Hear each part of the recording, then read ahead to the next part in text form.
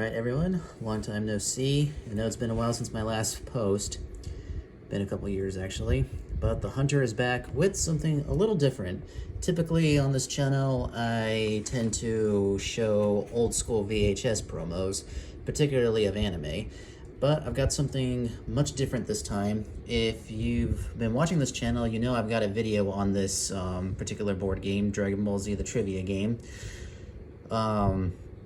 And I've also noticed that nobody ever, besides the video that I made, nobody ever makes a video about this or even discusses it. I mean, the only time it ever appeared on the internet prior to when I did was when SSJ Goshen 4 had shown it in her collection. But even then, she didn't really show what was inside or how the game is played in this or any of that stuff. So that's what we're going to be doing today. So this is Dragonball Z, the trivia game, released by ParkLife Games all the way back in 2004, April, around the time when Dragon Ball GT was wrapping up. So before we get into the pieces and what's inside the box, let's actually look at the box itself. So as you can see right here on the cover, it's a picture of Super Saiyan Goku, particularly when he's tired and fighting Super Buu in his head. Then on this side, we got Piccolo, Perfect Cell, Super Saiyan Gohan, Adult Gohan, and Fat Buu. Okay, so we're gonna get this thing opened up, all set up. I'll go over each of the pieces and I'll explain how to play the game and how to win and all the basics that you need to if you end up picking this up, which it shouldn't be too expensive. I mean, I got mine on eBay for about a little over $100. It used to go for $300, so it just depends if you get lucky or not. So let's get this opened up. All right, so here's the game all set up. You got typical board games. You got your playing mat, you have your dice, and then you have your spinner here to determine what category you'll be getting a question on when it comes to the Dragon Balls. Then you have your item pieces right here, which range from Advance to Space, or Dragon Ball Chronicle, or Challenge, my bad, and Second Chance, which I'll get more into. Here are your characters. You only get a selection of 4, so therefore up to 4 people can play, ranging from Goku, Vegeta, Imperfect Cell, and Fat Buu, along with their respective transformation states. And then right here is where your questions are going to be, because after all, this is a trivia game, ranging from general to movie/attack, but we'll get more into that when we get into the rules.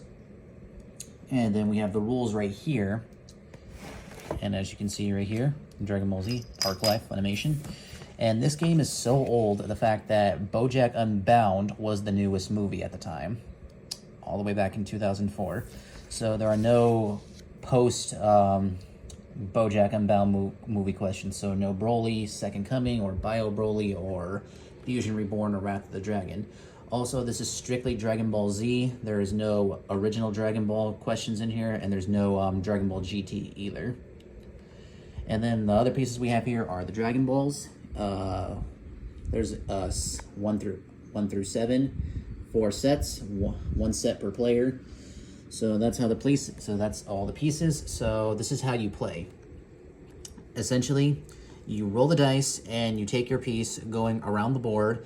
And unlike most board games, you don't just go in like one big circle that. You can go in any direction you want, but only one direction per turn. Depending on what you land is where will determine what kind of question you get. So for example, if you roll along and land on any of the character pieces or spaces, you'll be given a general trivia, which can range to questions like this. The questions have multiple choice and the answer is underlined. There are 2 questions per side. If you answer a question correctly, you get to roll again and continue on. When you land on a Dragon Ball, then that's when you spin it, and it can either land on attacks or movies or free ball, or you may potentially lose a turn. And that's when you get questions like this when it lands on that. For example, here is movies. It'll tell you what movie. So for example, right there, BoJack Unbound.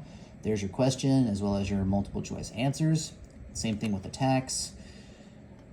And yeah, basically the same. So that's how you play. When you land right here, that's when your character transforms. So, for instance, if you're Goku, you land right here, you'll become Super Saiyan 3 Goku. And that's another way to win. That's the actually that's part of the way to win. So this is how you win. Essentially, you roll around the board, collecting all 7 Dragon Balls, and when you have all 7 of them and your character has transformed, you essentially have to land on King Kai with all your Dragon Balls to win the game. The game is basically like Seen It. If you've ever played the Seen It trivia games with the DVD, just minus the DVD, but it's strictly Dragon Ball Z. Would have been cool if it had a DVD and all that. Would have made it feel really like Seen It. But that's basically how the game is. They claim it's the ultimate test of Dragon Ball Z knowledge. Now, keep in mind, this is before the remastered and the Dragon Ball Z Kai dub was out.